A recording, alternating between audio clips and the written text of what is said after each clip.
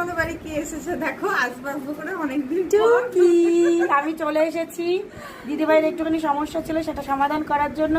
ওনাকে প্রত্যেকে ভালোবাসা দিও, আর তোমরা পাশে না থাকলে কোনো মতো।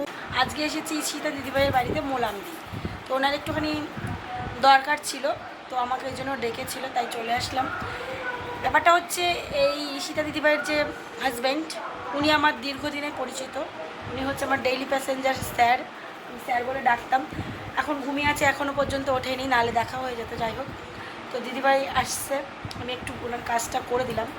ওই যে দেখো আবার চলে এসছে, একটার পর একটা জিনিস নিয়েই আসছে। কি বলবো তোমাদের, কত ভালোবাসা, ভালোবাসা দেখো দেখো বন্ধুরা, ভালোবাসা ভালোবাসা ভালোবাসা দেখে নাও।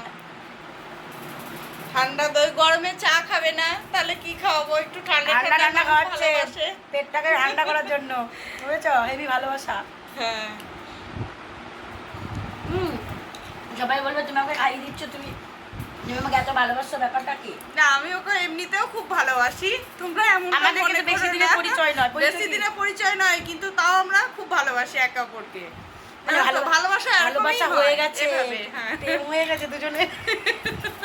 মানে আমার সঙ্গে তোমার সঙ্গে জাস্ট 3-4 দিনের কথা হয়েছে বোধহয়। হ্যাঁ, ওরকমই হবে। আর ফার্স্ট দেখা হয়েছে হচ্ছে আমাদের ধুবুলিয়া মিটআপে গিয়ে পলাশী স্টেশনে, ওই যে ফার্স্ট দেখা। তারপর থেকে আর দেখা সেরকম হয়নি, আজকে 3 নম্বর দিন। কিন্তু মনে হচ্ছে একে আমি অনেক বছর আগে থেকে চিনি, এরকম একটা বন্ডিং তৈরি হয়ে গেছে। অ্যাকচুয়ালি প্রচণ্ড বকতে ভালোবাসি, তো এই জন্য এর সঙ্গে আমার সঙ্গে মিশে গেছে। আমিও বকতে ভালোবাসি, গল্প করতে ভালোবাসি, সবার সঙ্গে সবাই মিশতে ভালোবাসি। ব্যাপারটা হচ্ছে মিশতে ভালোবাসি এক কথায়। আর হচ্ছে আরেকটা বিষয় হচ্ছে এই বাড়ির স্যার আমার পরিচিত, ওঠেনি এখনো, আমি চলে যাবো তারপর উঠবে। না আজকে উপরে শুয়ে আছে আজকে। আচ্ছা, আমার অনেক দিনের পরিচিত, আমাকে দেখো অবাক হয়ে যাবে, এই বাবা এই মেয়েটা আমাকে চেনে।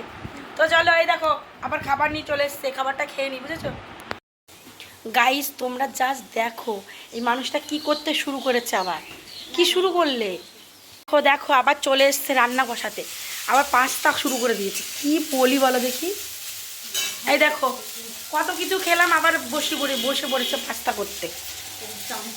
খেয়ে কাজ পাও না নাকি গো? আমি একটু রান্না বান্না করে দিই।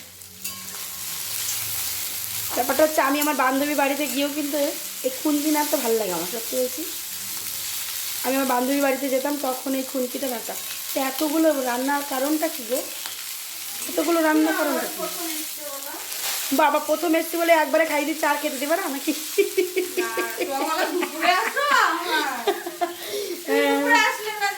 দুপুরে আসবো কি করে বলো, লিখছিলাম, পড়াশোনা ছিল, একটুখানি পড়াশোনা করছিলাম।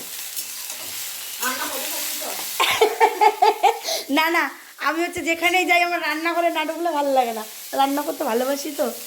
দাও, হ্যাঁ আমার ভালো লাগে রান্না করতে, আমি বাড়িতেও রান্না করি। তো যেই দিন বাড়িতে থাকি সেই দিন ওই দুবেলায় আমি রান্না করি।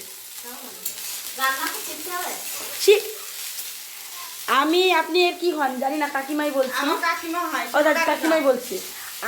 আমি যখন 7 বছর বয়স, আমি তখন থেকে রান্না করি। আমার মা তো একা, আমার ঠাকুমা। এতগুলো আমি খাবো না গো, না তুমি হাফ খাবে। আমি বললাম না আজকে আমার